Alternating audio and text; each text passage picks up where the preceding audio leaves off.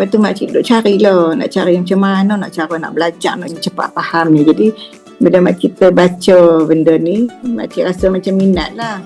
Lepas tu permulaan masa mula-mula sekali, biasalah kan orang tua ni dia macam lambat sikit nak tangkap apa benda, dia macam susah nak faham. Lepas tu ni kali pertama makcik belajar tu, makcik memang rasa macam susah jugalah. Tapi bila kali kedua makcik cuba faham, makcik buat latihan, makcik rasa macam makcik dah faham. Makcik bila faham tu makcik dia seronok.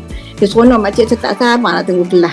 Jadi makcik hari-hari lah makcik buat latihan nak bagi cepat faham.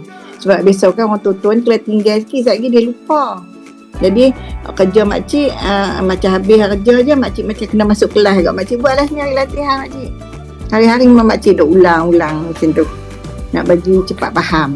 Jadi sekarang ni makcik rasa macam seronok, makcik dah boleh dah baca Quran sikit-sikit, makcik dah faham dah apa yang bisu, apa yang mati. Dari situ makcik boleh kita sendiri dah carilah ayat ni macam ni, ayat ni macam ni. Sebelum ni makcik duduk baca-baca, bila sampai dekat satu tempat makcik akan berhenti. Yang ni apa benda, yang ni mati dia macam mana. Tapi bila makcik belajar ni sekarang makcik dah faham dah, sekarang yang ni mati dia, yang ni bisu dia. Jadi makcik bolehlah baca dah sikit-sikit. Macam seronok lah, rasa tak sabar nak tunggu kelas selalu setiap minggu.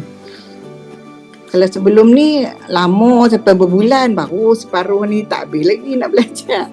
Tak apa faham lagi. Macam itulah. Tapi sekarang ni alhamdulillah lah. Kata dengan Haraki ni kita dapat faham dengan dengan cepat kan. Ni kalau kita nak menuntut ilmu ni, kita nak belajar ni, makcik rasa kita tak payah malu lah.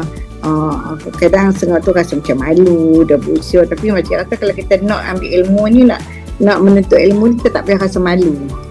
Benda ni memang kita wajib untuk belajar kan, untuk diri kita, untuk inilah, untuk saham akhirat kita, untuk diri kita lah, untuk kita ni, untuk kita nak belajar semua ni, kita tak payah malu lah, tak payah rasa malu lah. Macam tu lah makcik rasa.